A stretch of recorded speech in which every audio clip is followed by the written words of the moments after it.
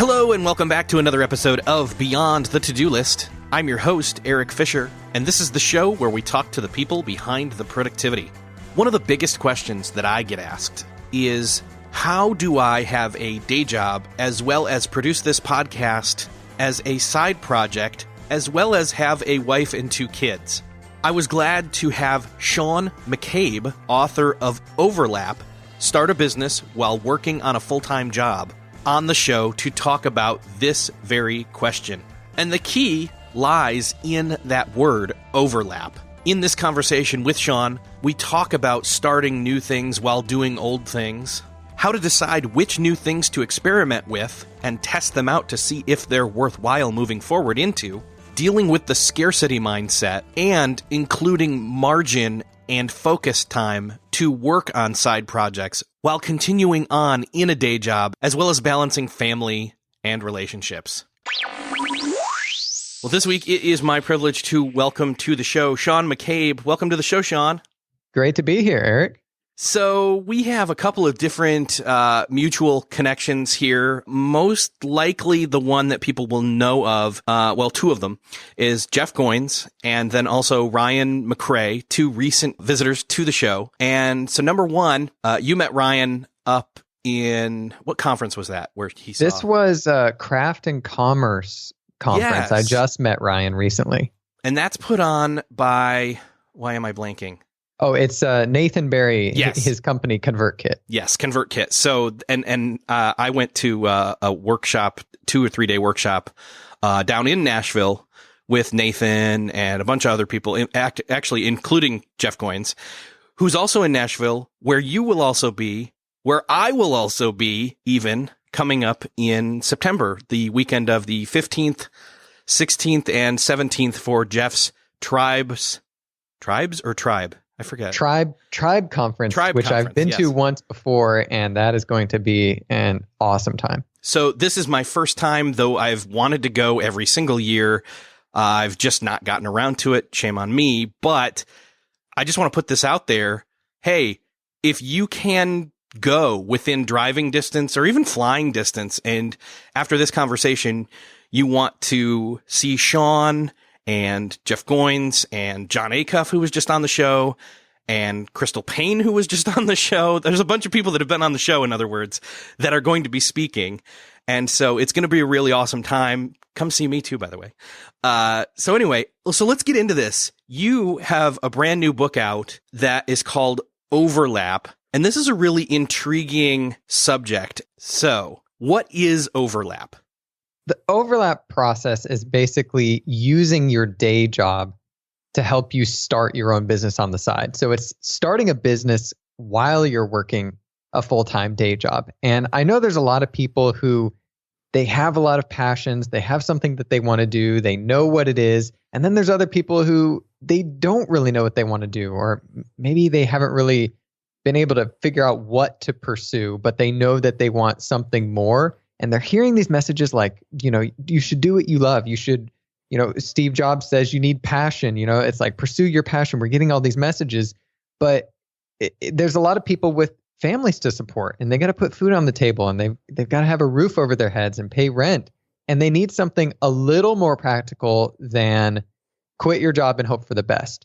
It's just quit and the rest will work itself out. And of course, it's much more involved than that. Totally. And see, this is where the, forgive me, overlap of this book, Overlap, with what Jeff Goins just released, Real Artists Don't Starve, is this fact that you can do art. You can do business about your art even, and you can have a lifestyle and a living doing the things that you're supposed to do and don't have to just feel stuck in where you're at or in a day job you don't like doing or work that you don't enjoy, but can move over into work that you do enjoy. The other cool thing, though, is this isn't just about, and your example as you kick off the book explains, this isn't just about overlapping a boring day job that I don't like with something super exciting that I'm trying to build on the side. This is also kind of a blueprint, if you will, of moving from thing to thing to thing that you like, because It's never just a one stop, like I move from this one thing and now to this other thing, and now I'm done and I'm going to do that thing for the rest of my life. Totally. Like, I don't know if this is the way it works for everyone, but for me, I always find that even when I settle into something that I enjoy or I enjoy most of, I come to discover this creative void somewhere. Like at one point I was in a band full time, and I started a business on the side to help support that, and then eventually stepped down from the band and took the business full time. But I didn't anticipate the creative void that would come from leaving the band and not playing music anymore. And that's kind of where I started pursuing design on the side. And so for me, it's been this continual process of overlapping and kind of figuring out, what is it that I like to do? What is that next thing? And how can I get to that next thing without just taking a leap and hoping for the best? And so overlap is essentially the process of getting there without taking a leap, and more of a transition. And this is really all about not having breakups or not having burnt bridges. Although quitting isn't all that bad, by the way. Like, you even say that. There's certain situations, certain things where, like, no, what you need to do in this situation is literally quit. Totally. I mean, if you're in a toxic environment or, a horrible boss or anything like that, I mean, you got to get out of there. But something has to cover the bills. Because let's just say you're like, I'm done with the job. I'm gonna do my full thing, because you're thinking, like, I really care about this thing. I'm gonna give it the time and attention it deserves, and I'm gonna see if I can make it. Well, immediately you put financial pressure on whatever it is that you're passionate about, whether it's art, whether it's coding apps. It's financial pressure because you've got to pay the bills. You got to find a way to make money from this thing. And so it essentially brings about scarcity mindset. You imagine, like, I don't know if you ever saw that, what is it called? I keep forgetting the name. It's this documentary series. It's about like animals in the earth. They just came out with the second version. Do you know what I'm talking about? Isn't it Planet Earth? Planet Earth, yes. I was watching a Planet Earth 2, which is amazing. You got to go check it out if you haven't. And they were doing the desert edition, and there's like these lions that are roaming about, and sometimes they have to go for days or weeks without being able to hunt. And so they're just on the prowl. They're looking out, for that next meal, or other animals are looking out for the water. Like, you got to do whatever it takes. And when you're in this place where you have financial pressure on what you want to do, you're in a place where you have to do whatever it takes. And sometimes that means saying yes to otherwise not great situations, like clients that are going to be nightmare clients, taking them on just to pay the bills. And what ends up happening, and I think a lot of us know people who have done this, they quit and try and make this thing work all at once. And they start taking on clients that they don't really want to work with, or projects they don't want to do just to pay the bills. And eventually they end up hating what they once loved to do. They end up killing the passion because of this scarcity mindset.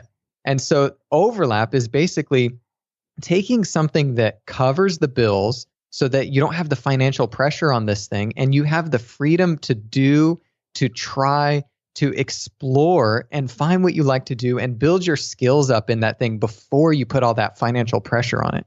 I have a mental picture here of like a stronger plant covering over a younger seedling that's slowly growing up next to it, that's in its shade, except for when it needs to get its sun, obviously. And that's kind of that overlap there, that it's like this organic thing, and you let this little plant grow up bit by bit to see what it's going to, how much fruit it's going to bear. Yeah. So you got this big, like huge, let's say it's an oak tree or something, and it's just solid like a rock, and that's providing your sustenance. And if you ever needed to rest against this tree, you just lean against it, your full weight, and it's going to support you.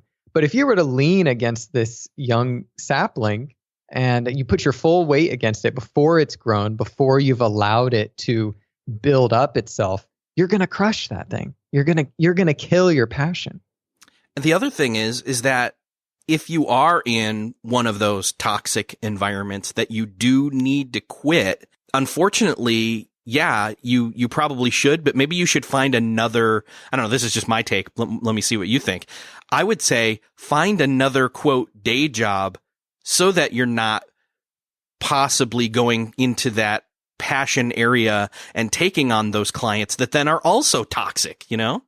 For sure. Totally. So yeah, get out of the bad situation, but cover that foundation. Get a day job that covers 100% of your bills so that on the side you can start building up your skills and creating different income streams. So a lot of people who are just getting started building a business, maybe at one point you made money one way or another. You know, someone paid you $50 for a job, you did a contract here, a commission there, and you made a little bit of money. Now you're looking at your monthly bills that you have to pay, and you're looking at this one thing you did at one point to make some money on the side, and you do a little bit of basic math and you're like, oh my goodness, I'm going to have to do dozens or maybe even hundreds of those jobs just to support myself every month. And you start getting overwhelmed. But when you talk to anyone who's been doing this for a while, any successful entrepreneur, they all have diversified sources of income.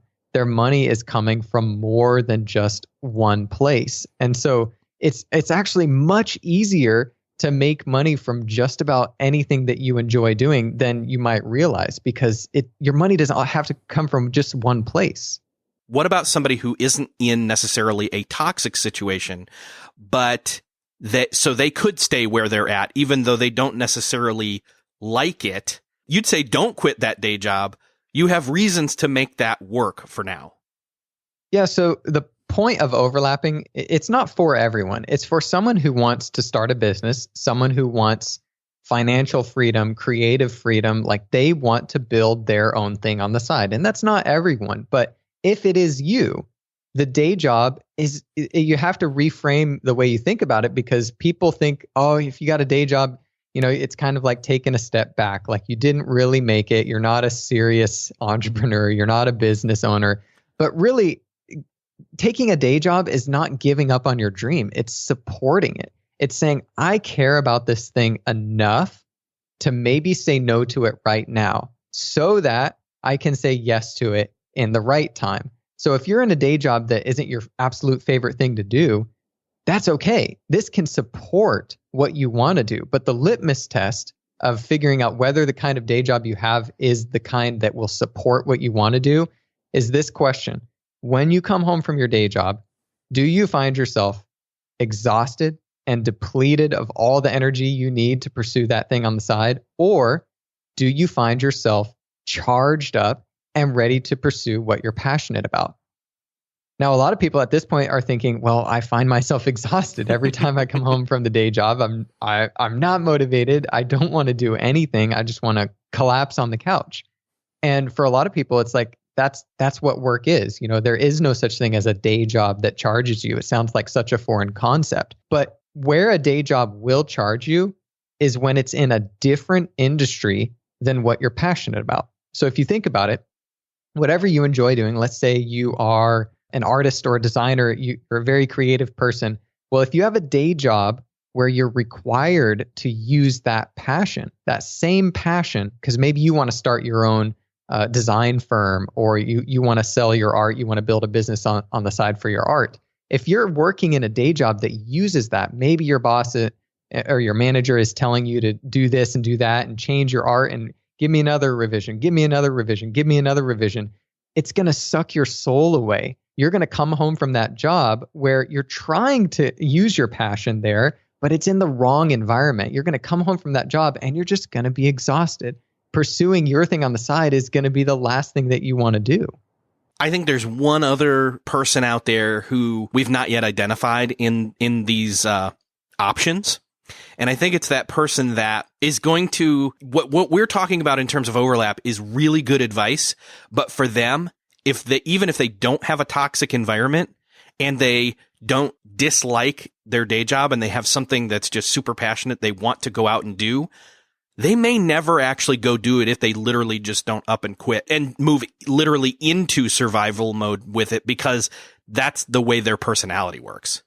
Oh yeah, that's actually totally true. So, I mean, for some people, they just have to quit, and like they need that rush and that thrill and that pressure to just like, all right, I'm gonna jump in and learn how to swim, or I'm gonna build a parachute on the way down after jumping out of the plane. Mm-hmm. So basically, yeah. Overlap is for someone who's like, I can't afford to take a massive risk right now, and I need something more practical that I know will work for sure because I've got a family to support. Or, I'm at a point in my life where, hey, you could win the lottery. That works for some people. I don't know that buying a bunch of tickets is a winning strategy. So for me, I'm just a really practical guy, and I wanted to make a system that works no matter what.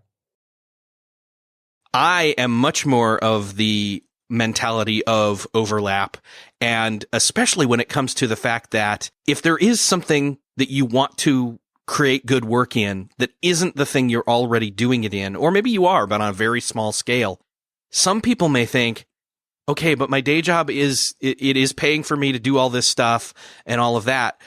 But don't forget that day job is also paying for your bills, your school loans, your things like that. Paying off your debt is actively working on that passion as well. Yeah, that's very true. It's building the foundation. In fact, in the book Overlap, I talk about getting to the new zero. So what I call the new zero is you take that monthly expense number that we were remembering a moment ago and you multiply that by 6. You can do this for your personal finances or your business finances. Take that monthly expense, multiply it by 6. That's your new zero.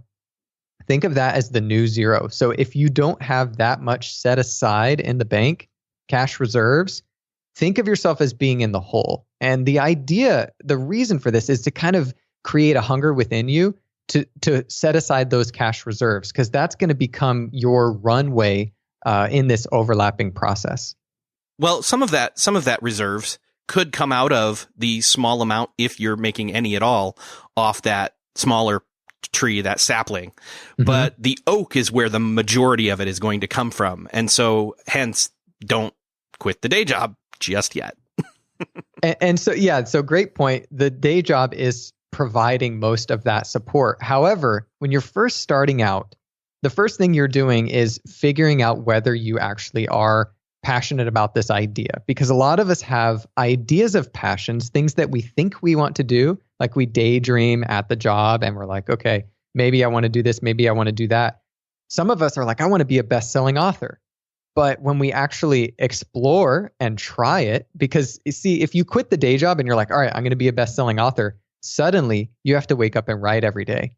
And that's kind of a sucky time to realize that you hate writing. You wanted to be a best-selling author, and here you are hating the process of writing, but it's do or die, right? You have to do it because now you need the finances from it, and you got to figure out a way. Whereas when you're overlapping, you don't have that pressure. And so you can wake up and you can say, okay, I woke up a few hours before I need to go to my job, or maybe it's in the evening after you've come home, and you start writing and you realize, I don't actually like the act of writing. And it's this auditing of these ideas of passions and finding things that you like the act of doing. So it's not just the idea of becoming a best-selling author, but do you like the act of writing every single day? And what overlapping allows you to do is it gives you this period to try and do and explore. And it's not wasted time. When you try something and you find out, I don't like the act of doing this, that's not wasted time. That's progress. You found something you don't like to do. So it's bringing you a little bit closer and you're exploring. And finally, you find something that, you know what? I love the act of doing this.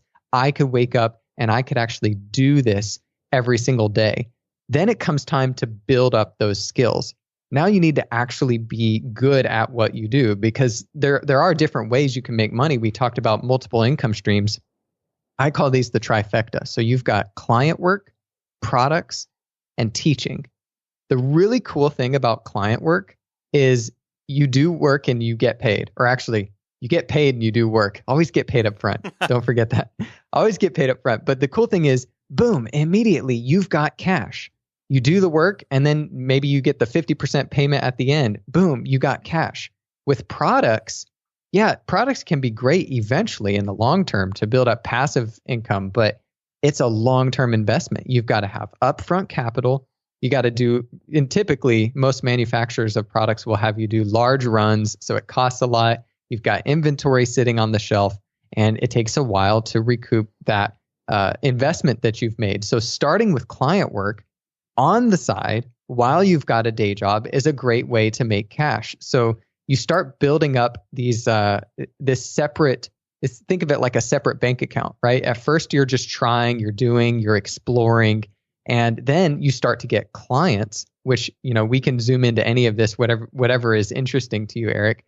But you save up all of that money. Any money you make on the side, you save it up because your bills are already covered. The day job has that. So any money you make on the side, you build that up. So you start with client work, you get some capital from the client work that you can then invest into products. And finally, the third part is teaching. By the time you've done the work of working with clients, eventually selling products, you have experience. And that experience is something that you can share with others.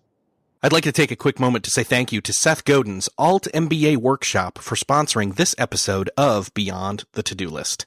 The Alt MBA Workshop is an intensive leadership and management workshop designed for people who are looking to level themselves up and make a bigger impact. Through the course of the workshop, you're working on 13 projects and pushing forward creating work instead of passively learning like other courses. The Alt MBA is truly drinking from a fire hose and rewiring your brain for new, better habits as you practice those habits over the course of the workshop. Yes, it's challenging, but it boasts a 96% completion rate, and the alumni say they'd do it again in a heartbeat. So roll your sleeves up and get ready to work, and head on over to altmba.com/beyond. And for special consideration, you can mention this podcast in your application. Again, that's altmba.com/beyond. Go find out if Seth Godin's Alt MBA Workshop is the next step for you.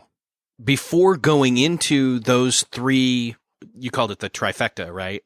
Yeah, so 3 methods of generating income. Yeah, so before you go into those 3 methods of generating income, and you can even, I would say, most of us, getting back to this passion thing for just a second, so many of us are passionate about lots of things.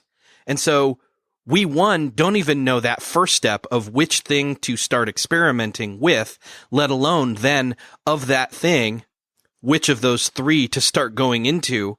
And so you've got multiple different ways to, different directions and then directions off that direction in terms of monetization to start playing around with. How would you suggest people start to not only test out which of their passions might have some legs to it, but which ones of those might have money legs, for lack of a better term? That's a great question. I'm glad you brought that up. So many of us have multiple ideas of things, and we talked about auditing. At least start by figuring out that you like the act of doing it. So give yourself permission to try this. It's an exploratory phase. That's the missing piece that I think so many don't have when they quit and try to just make this all happen at once. They don't have that exploratory phase where they can try something, not have the pressure, and figure out if they like the act of doing it. Now, maybe you're stuck even before that. Maybe you're like, well, I don't even know which thing to try. And depending on whether you are like me and you like to stay inside all the time, you're more introverted, or whether you like to go outside, I've got 2 different analogies for you. So a lot of us feel like we're sitting in our office chair and there's 360 degrees of options all around us. Imagine yourself spinning around in multiple circles in your office chair at your desk. There's 360 degrees of options. You could go in any direction. There's so many things you could do, so many things you like doing, so many things you're great at. And what if you pick the wrong one? That's what we feel like. And, if you're a more like outdoorsy person, you could imagine yourself spinning around in a forest, full of evergreens. What if you start heading in the wrong direction? And we feel like it's going to hold us back. And so we sit there and we just ponder and we think and we overthink and we don't move. We don't act, when really it's much more like a starting line at the beginning of a race. Picture a white line painted on the asphalt at the beginning of a race, and all of the arrows point forward. You literally cannot pick the wrong thing because the wrong thing will lead you to the right thing. And if you don't believe me, look back on your history right now, all of the things you've done up until this point, prior jobs, past projects, people you worked with, and you will find that in your work today, you utilize things that you've learned at every single past pursuit. You still utilize things, working with customers, in retail, sales on the phone, so many things that you've done in different jobs, you use those things today. So let's say you pick the quote unquote wrong thing to pursue. You're either going to quickly find out that you don't like the act of doing it, which is good, and that's progress. So you can move on to the next thing. Or you do it for a while and figure out, you know what? I'm ready to move on. I'm ready to overlap to the next thing. And you're going to bring things with you. So meanwhile, the other version of you in the alternate universe is still spinning in their office chair. They're still pondering, in the forest, which way do I go? And you've already made progress. I like to say, Eric, that you can't steer a parked car if you want to think of it that way. Like any step is forward progress. Yeah, because even a wrong turn is in motion, and then that momentum gets you towards the thing you're supposed to be headed towards. Yeah, you got to overcome that initial friction, inertia. Yeah, that paralysis is just it's crazy making. What about the fact that a lot of us in this process, as we're experimenting with things, we aren't in this alone. We may not be single. We may have a spouse, or we may have a spouse and kids, or just kids. We have people that depend on us. How do we get them on board with this new experimentation with these passions that we have? So I tend to find two different lines of thinking. Some people are like, I really, it's super important to me that my family is on board, and, they're not on board. Maybe it's parents, maybe it's siblings, or maybe it's your spouse. And other people are like, it doesn't matter, just put in the work, put your head down, and eventually they'll come to believe you. They'll come to understand where you're coming from and all of that. But I like to think of it as a Flintstones car. So you're driving this Flintstones car, which if for those that don't know, the bottom of the car is open and you're pedaling with your feet. And the people in your life that are close to you, that you care about, that you love, they're in the Flintstones car with you. And you might think, well, does it really matter if they're on board? Like, as long as they're not being negative and trying to talk me out of this, it's okay, right? Do they really have to support me? Does it really matter? And I like to think of it as a Flintstones car, where the people in your life, they may not be backpedaling, but if they're not helping you move forward towards your goal, they're essentially dead weight. They're sitting in this car and it's slowing the car down. It's actually making it really, really hard for you to move forward with them not on board. And so I think it's super important to get the people in your life on board. And that's something that you have to communicate. It's something that you need to invest in. And if you want the people in your life to invest in you, you want their buy-in, you want their support, you also have to invest in them. And you've got to actually start by investing in them, because here you are wanting to do your thing and you're saying, oh, why don't you support me? You should help me. You should be on my team. Start with them. Start with investing in them. What are they interested in? What is your spouse passionate about? Is it time? Is it words of affirmation? Those of you familiar with the 5 love languages, what is it that really fulfills them? How do they receive love? And how can you start with that and be proactive in investing in them? That's great. Yeah. And I think that even somebody, even a spouse who does not see your passion being something that's going to be something you can move into and not starve, that they can get on board with the whole idea of, again, strategically using day job money to pay off debt and working that plan and seeing that, oh, wow, look at this. Like, we can do anything we want to. Maybe you're right. By the way, they've been spending a lot of time with me and meeting my needs and being on my team. Maybe I should be more open with their idea. Yeah, I mean, if someone's showing so much love to you and just investing in you in every way, you're not going to help but want to give back to them because of, it's something I talk about in the book, the rule of reciprocity. This is just an intrinsic human thing where if someone gives you a gift, you want to give back to them. And for most people, it happens on a subconscious level. When you give to others, they want to give back. When you buy someone a lunch, they will buy you a lunch. Or even if you buy them a coffee, a lot of times people will buy you a lunch in return because we don't like to have any sense of indebtedness. We want to wipe the slate clean, and we just want to keep closing that reciprocity loop. So when someone buys you a coffee, you want to buy them a lunch back because you want it super clear that like, hey, we're good here. Like this is a mutually beneficial relationship. And that's just how people operate. So if you have a spouse who's kind of skeptical, maybe doesn't seem like they want to support you in this, how are you supporting them? How are you helping them achieve their goals? How are you making them feel loved? And if you do that enough, if you focus on that enough, they're going to come around. I think one of the other concerns that a spouse may have is, hey, when are you going to find this extra time that you need to experiment with these different passions to see if you like working on it or creating in it or doing it? Yeah, I mean, family has to come first. So you might be tempted to say, look, I'm going to make this happen. We're going to be in a great place. It's going to be worth the sacrifice. And you want everyone else to sacrifice with you, right? Hey, it's going to be great. The destination is going to be great. Well, unfortunately, no matter how great the destination is, they're only going to remember the journey. And so there's not this point where you reach the destination and you're successful and the business is running and you're making a bunch of money and you say, great, now I can spend time with you and we have all of this freedom.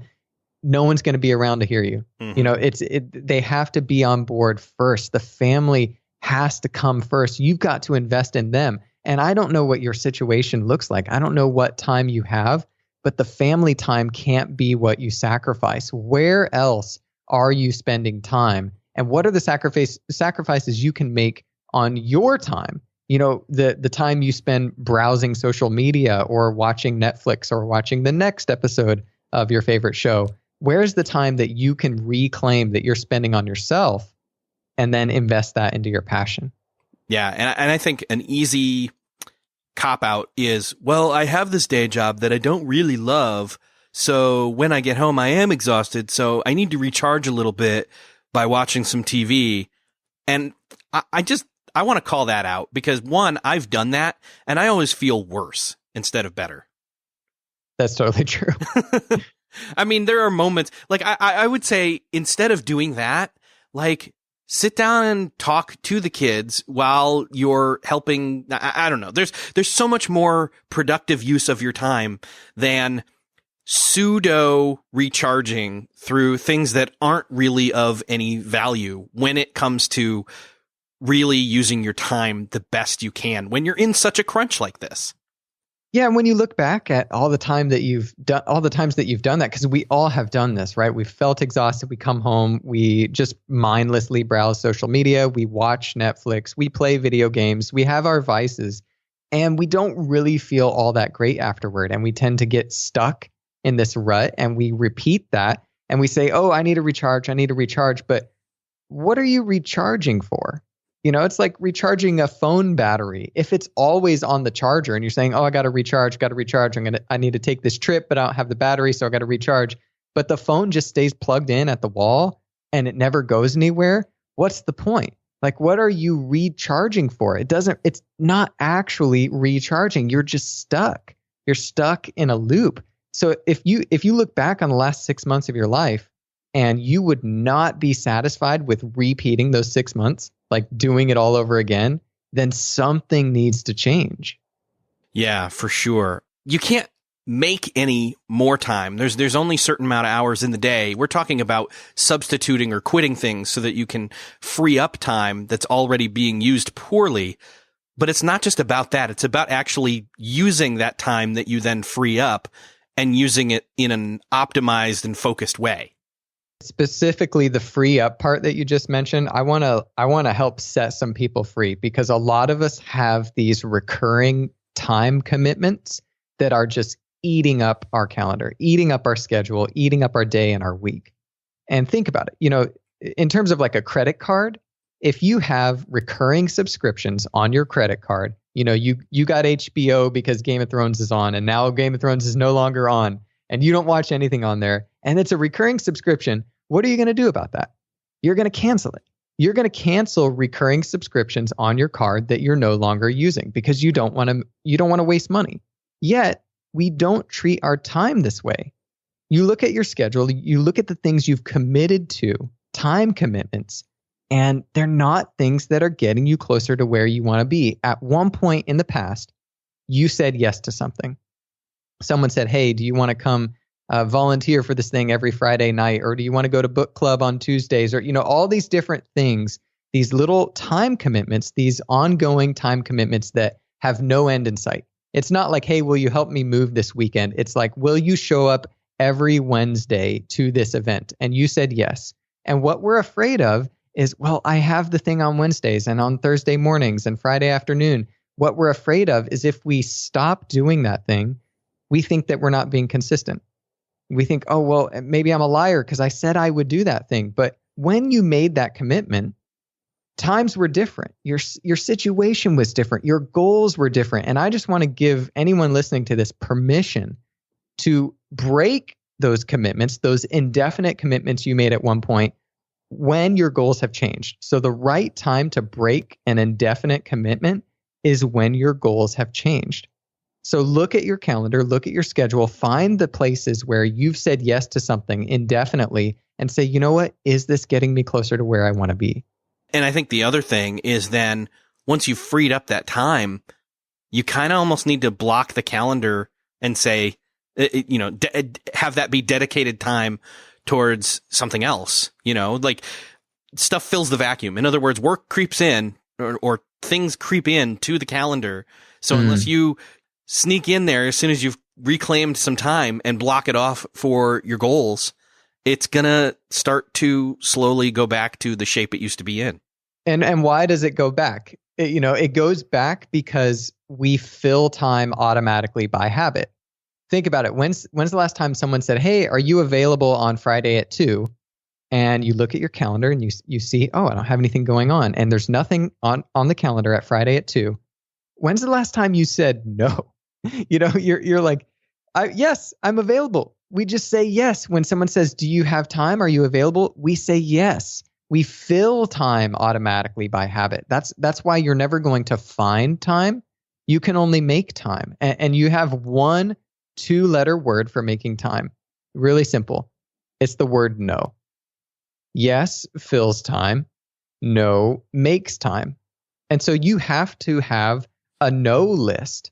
If you want time, you should have a list of no's. What are the things that you're saying no to?